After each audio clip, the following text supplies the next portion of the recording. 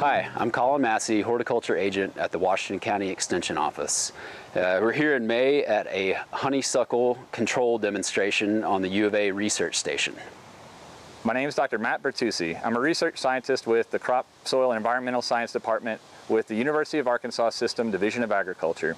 And today we're looking at different chemical and mechanical control interventions that we have for removing bush honeysuckle from areas where it's undesired. And this is an invasive species that's really a problem for Northwest Arkansas.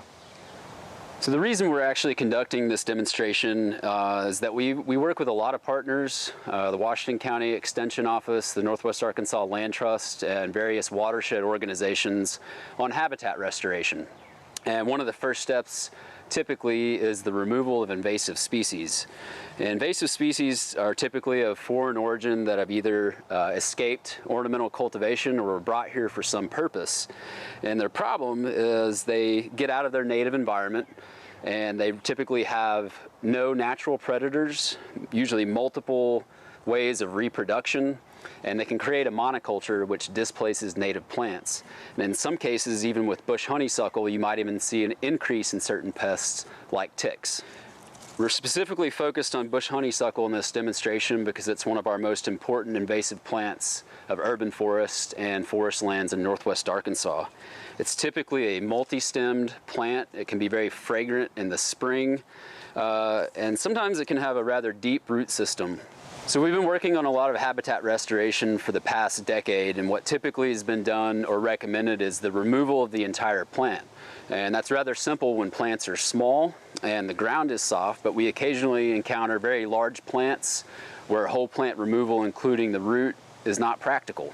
And with any pest, the University of Arkansas operates under Integrated Pest Management, or IPM, which is a tiered response to pest management. And I'm going to let Dr. Bertucci explain exactly what IPM involves.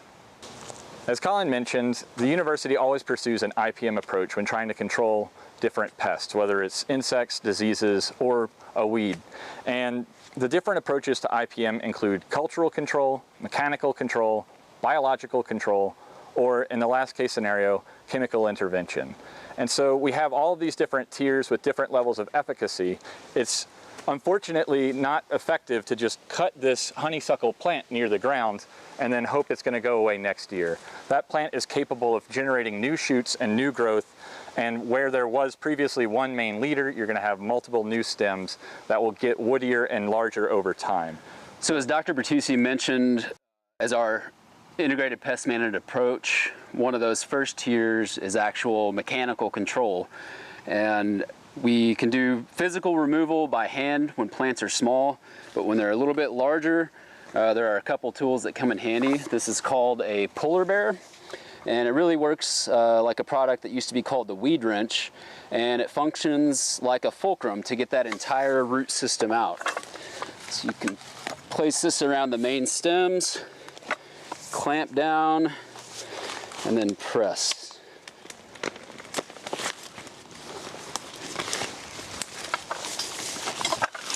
Thereby removing the entire root. Now again, this is ideal for small to medium-sized plants. This is capable of getting around a stem that's about 3 inches in diameter.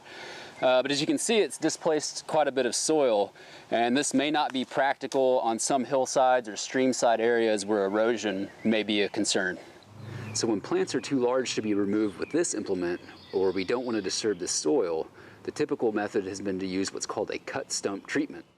We cut off the main trunk of the plant, leaving a few inches of stem, and using a very targeted and surgical approach, painting on an herbicide.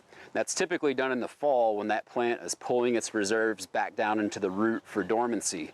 If done in the spring, the opposite's happening. That plant's pulling those resources up, and it may end up diluting that treatment. For today's demonstration, in addition to some of the mechanical methods, we also looked at chemical intervention using as small amounts or small quantities of chemical treatments as we can use effectively. So in order to do so, rather than spraying this entire plant, we made an incision along the exterior of the bark with a hack and squirt treatment. So a hatchet was used to create an opening in the exterior of this stem, and then we used a squirt bottle to actually deliver each different experimental herbicide into this vascular tissue of the plant. So this demonstration really allowed us to look at several different aspects of integrated pest management with regard to bush honeysuckle, and we hope the results that we find are going to be helpful to those individuals or organizations that are working to eradicate this invasive species, including city managers and parks and roadside managers. And so I'm going to let Dr. Bertucci mention some of our initial results. In this trial, we tested 2 application methods and 2 active ingredients. We used glyphosate and triclopyr, as well as the cut stump or the hack and squirt treatments.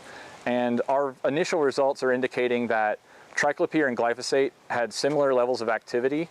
What was more important is how that herbicide was delivered to the bush honeysuckle. And so the cut stump treatment worked pretty well. We were able to kill back to where there weren't many shoots regrowing, but there were some developing buds that came back, and we had some regrowth with the cut stump treatments. Whereas our hack and squirt treatments, where we delivered that active ingredient directly into the vascular tissue of an uncut bush honeysuckle plant, was really effective, and we had complete kill with all of the treatments. And I just want to reiterate the importance of why this would be beneficial to practitioners and parks and other areas is you may have sensitive species, and these specific treatments will not have off-target movement of the herbicides because they're delivered exactly where you want them to go, as opposed to a foliar application which may have some off-target movement and may have some symptoms on undesirable species.